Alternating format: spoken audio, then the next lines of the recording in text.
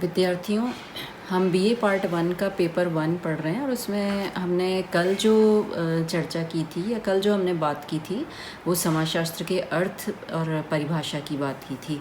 तो जब हम इसकी परिभाषा की बात कर रहे थे तो हमारे सामने ये आया था कि समाजशास्त्र समाज का विज्ञान है, यानी समाज का वैज्ञानिक तरीके से किया गया अध्ययन है। तो ये हमने सारी बात की थी और हमने ये देखा था कि समाज बना कहाँ से, समाज बन कैसे गया जिसका हमको अध्ययन करना है। तो उसमें 3-4 कॉन्सेप्ट्स हमारे सामने आई थी, 3-4 अवधारणाएं हमारे सामने आई थी, जिसमें मुख्य रूप से हम बात कर रहे थे सामाजिक अंतःक्रिया की, सोशल इंटरेक्शन की। और हम सोशल इंटरेक्शन किसको कह रहे थे? जब 2 या 2 से अधिक व्यक्ति एक दूसरे से अर्थपूर्ण व्यवहार करते हैं या अर्थपूर्ण क्रिया करते हैं तो उसको हम सामाजिक अंतःक्रिया कह रहे थे, सोशल इंटरेक्शन कर रहे थे। और अर्थपूर्ण या मीनिंगफुल एक्शन करने के लिए, अर्थपूर्ण क्रिया करने के लिए हमें क्या चाहिए था? हमें संपर्क और संचार चाहिए था। और संपर्क यानी कांटेक्ट और संचार यानी कम्युनिकेशन चाहिए था। और संपर्क के लिए या तो हम प्रत्यक्ष रूप से सामने हो या अप्रत्यक्ष रूप से टेलीफोन के माध्यम से भी हम हो सकते हैं, तो संपर्क है वो भी।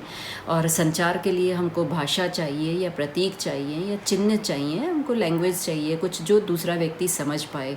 तभी उद्देश्यपूर्ण अर्थपूर्ण क्रिया होगी, तभी मीनिंगफुल एक्शन होगा। और जब ये 2 या 2 से अधिक व्यक्ति निरंतर मिल रहे हैं, उनमें कंटिन्यूटी है, तो उससे सोशल रिलेशन बन रहे हैं, सामाजिक संबंध बन रहे थे। और जब सामाजिक संबंधों के अंदर यानी किसी न किसी कारण से निरंतर मिल रहे हैं, तभी सोशल रिलेशंस बन रहे हैं, सामाजिक संबंध बन रहे हैं। और जब ये सामाजिक संबंधों में समान उद्देश्य हो जाते हैं, समान लक्ष्य हो जाते हैं या सामान्य रुचि हो जाती है, कॉमन इंटरेस्ट हो जाता है, कॉमन एम हो जाता है, तब सामाजिक समूह बनते हैं, सोशल ग्रुप्स बन जाते हैं। और ये जो सामाजिक समूह हैं, अलग अलग इंटरेस्ट के हिसाब से अलग अलग ग्रुप्स बनते चले जाते हैं, अलग अलग एम्स के हिसाब से अलग अलग ग्रुप्स बनते जाते हैं, अलग अलग पर्पस या उद्देश्य के हिसाब से अलग अलग समूह बनते चले जाते हैं। और ये विभिन्न समूह मिलकर के समाज का निर्माण कर रहे हैं। जैसे शैक्षणिक समूह हो गया, आपका आर्थिक समूह हो गया, राजनीतिक समूह हो गया, धार्मिक समूह हो गया, तो विभिन्न समूह हैं। और इन सभी समूहों की एक व्यवस्था होती है समाज के अंदर, यानी सारी ये व्यवस्थित तरीके से सोशल सिस्टम होता है, एक सामाजिक व्यवस्था होती है जिससे ये सब एक दूसरे से जुड़े होते हैं।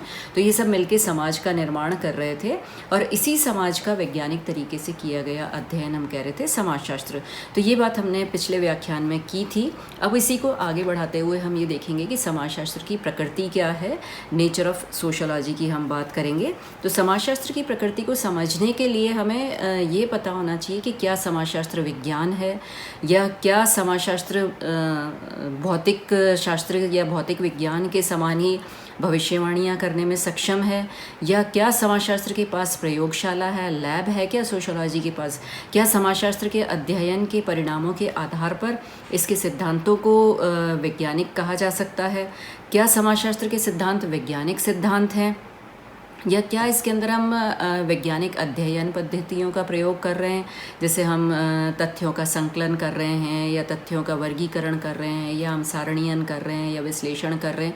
क्या हम पूरी तरह से वैज्ञानिक पद्धतियों का प्रयोग कर रहे हैं, या क्या हम कोई सिद्धांत का निर्माण कर रहे हैं इसके आधार पर? यानी जैसे न्यूटन के गुरुत्वाकर्षण के सिद्धांत की तरह हम क्या सिद्धांतों का निर्माण यहाँ भी कर रहे हैं? तो इन सब प्रश्नों और पहलुओं का अध्ययन समाजशास्त्र के संदर्भ में किया जाना आवश्यक है।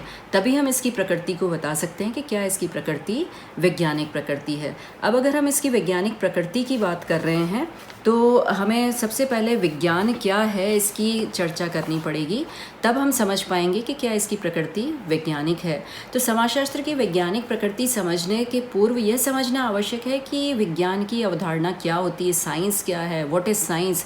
क्योंकि हम कह रहे थे समाज का वैज्ञानिक तरीके से किया गया अध्ययन। तो समाज तो हमने देख लिया, लेकिन विज्ञान क्या है वो इसकी प्रकृति के साथ हम यहाँ पर देखते हैं। तो व्हाट इज साइंस, विज्ञान क्या है, हमें ये पता होना चाहिए। तो जब हम ये बात कर रहे हैं तो जनसाधारण के मस्तिष्क में विज्ञान का ख्याल आते ही कई बार एक काल्पनिक प्रतिबिंब हमारे मस्तिष्क में आ जाता है। और कई बार कुछ लोगों को ऐसा लगता है कि वैज्ञानिक वह व्यक्ति होता है जो हर समय प्रयोगशाला के अंदर कुछ न कुछ उपकरणों में परीक्षण कर रहा होता है। तो जिसको हम अधिकतर हम ये समझ लेते हैं कि कुछ व्यक्ति केवल पंखे, मोटर गाड़ियाँ, रॉकेट व अन्य तकनीकी उत्पादनों को विज्ञान की संज्ञा देते हैं, और जैसे नए नए आविष्कारों को, जैसे मान लीजिए इंसुलिन का आविष्कार या पेनिसिलिन का आविष्कार, इसको ही विज्ञान के अंतर्गत मानते हैं। तो हम ये कह सकते हैं कि वर्तमान युग विज्ञान का युग है। हालांकि इसमें से बहुत कम लोग ये जानते हैं कि विज्ञान क्या है, पर हम सभी विज्ञान से अत्यधिक प्रभावित हैं। तो हमें पहले ये जानना होगा कि विज्ञान होता क्या है।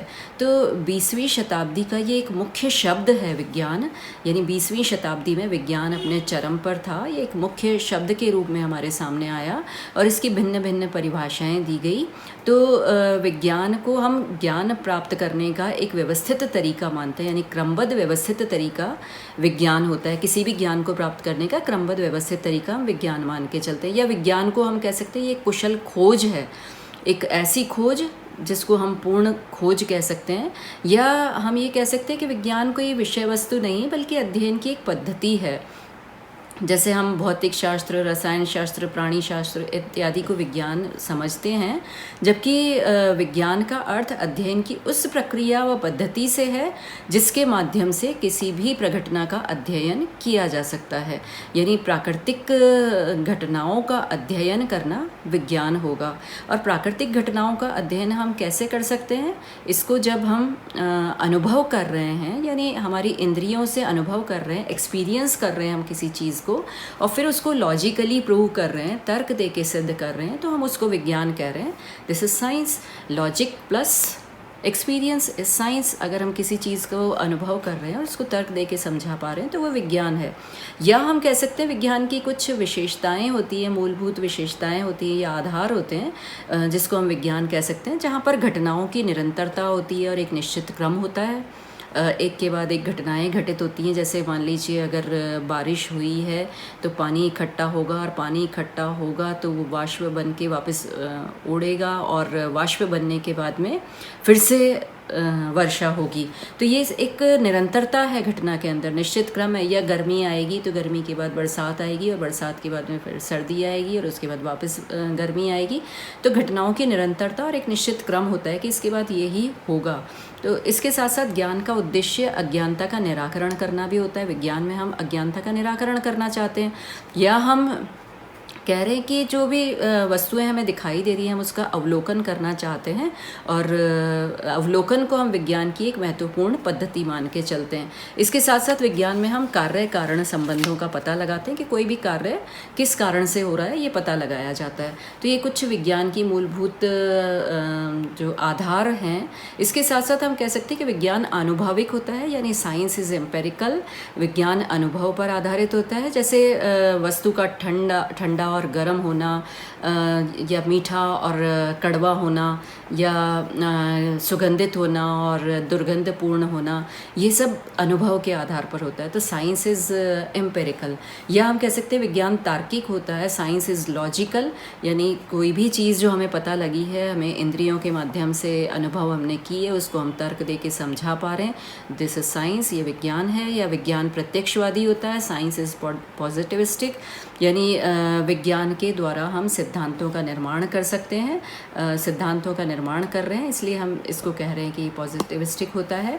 और ये विज्ञान मूर्त होता है, विज्ञान के सिद्धांत को प्रतिपादित किया जा सकता है। तो इसलिए हम इसको ये कह रहे हैं कि विज्ञान प्रत्यक्षवादी है। फिर हम कह रहे हैं विज्ञान के जो नियम होते हैं वो सार्वभौमिक होते हैं और देश और काल की सीमा के परे होते हैं, यानी साइंस इज़ यूनिवर्सल। विज्ञान का जो नियम भारत में लागू होगा वही अमेरिका में भी लागू होगा। अगर हम कह रहे हैं कि ब्लड का कलर रेड होता है तो वो इंडिया में भी रेड होगा और यूएसए में भी रेड होगा। दुनिया के किसी भी देश में या किसी भी काल में वो रेड ही होगा, लाल ही होगा। तो इस तरह से ये हमने देखा कि विज्ञान की कुछ विशेषताएं होती हैं। अब हम ये देखेंगे समाजशास्त्र की प्रकृति कैसी है। समाजशास्त्र की प्रकृति क्या वैज्ञानिक है, या इसकी प्रकृति गैर वैज्ञानिक है, या इसकी वास्तविक प्रकृति कैसी है, हम ये जानने का प्रयास करेंगे। तो समाजशास्त्र की प्रकृति के बारे में हम अब चर्चा करेंगे। तो समाजशास्त्र एक विज्ञान क्यों है, why sociology is a science, अगर हम ये देख रहे हैं तो उसके पहले हमें ये विज्ञान की हमने अभी जो प्रमुख विशेषताओं की बात की थी उसमें हम फिर से एक बार देखते हैं कि वैज्ञानिक पद्धति का प्रयोग होता है विज्ञान के अंदर। इसमें निरीक्षण, ऑब्जर्वेशन होता है, डेटा कलेक्ट होते हैं, तथ्यों का विश्लेषण होता है, इंटरप्रिटेशन होता है, डेटाज का क्लासिफिकेशन होता है, वर्गीकरण होता है, क्या है का वर्णन होता है, व्हाट इज़ ये साइंस देख रहा है, या कार्य कारण संबंधों की स्थापना और उसकी व्याख्या की जाती है, कॉज रिलेशन इफेक्ट देखा जाता है साइंस में, सिद्धांतों का निर्माण किया जाता है और भविष्यवाणियाँ की जाती है साइंस के अंदर।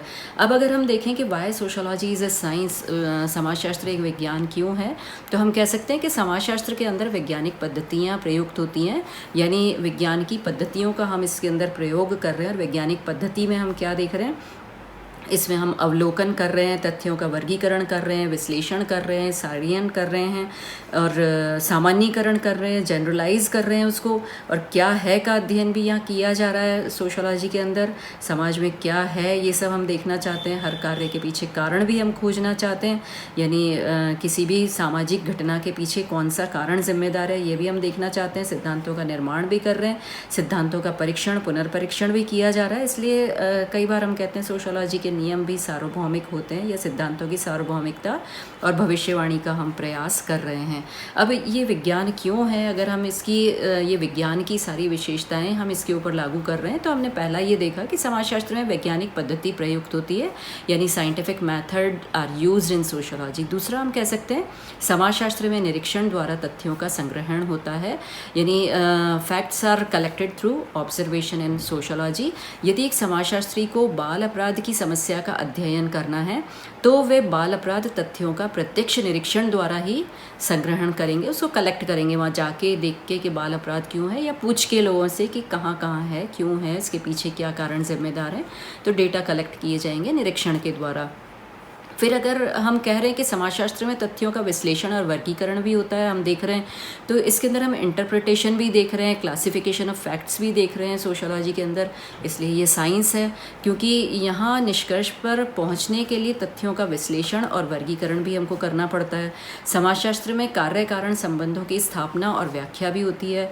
सोशोलॉजी में कॉज इफेक्ट रिलेशनशिप भी हम एस्टेब्लिश कर रहे हैं, क्योंकि अगर हम कोई भी घटना किसी देवी या जादुई चमत्कार से घटित तो नहीं होती, उसका कोई ना कोई विशेष कारण होता है और उस कारण को ढूंढ निकालना आवश्यक होता है। और इस प्रकार अन्य अनेक सामाजिक समस्याओं के कारणों को हम खोजना चाहते हैं। एक समाजशास्त्री होने के नाते हम कारणों को खोजना चाहते हैं। समाजशास्त्र में क्या है का भी वर्णन किया जाता है, व्हाट इज़, ये भी हम एक्सप्लेन कर रहे हैं सोशोलॉजी में, क्या अच्छा है, क्या बुरा है, क्या होना चाहिए। समाजशास्त्र में इनका वर्णन नहीं किया जाता। यदि समाजशास्त्री भारतीय जाति प्रथा से संबंधित संपूर्ण तथ्यों का जिस रूप में भी वे निरीक्षण करते हैं उसी रूप में वे उसको प्रस्तुत करने का प्रयास करेंगे, न कि ये बताएंगे कि ये जाति बुरी है या अच्छी है। सिर्फ क्या है ये जानना हमारा उद्देश्य होता है। इसके साथ साथ समाजशास्त्र में सिद्धांतों का पुनर्परीक्षण भी किया जा सकता है, उनको सिद्धांतों को वेरीफाई भी किया जा सकता है, समाजशास्त्र के सिद्धांतों को, और साथ साथ इसमें भविष्यवाणी भी की जा सकती है। ये तो सारा हमने देखा कि समाजशास्त्र एक विज्ञान के रूप में है। अगले व्याख्यान के अंदर हम ये देखेंगे कि समाजशास्त्र विज्ञान क्यों नहीं है और वास्तव में समाजशास्त्र की प्रकृति कैसी है। धन्यवाद।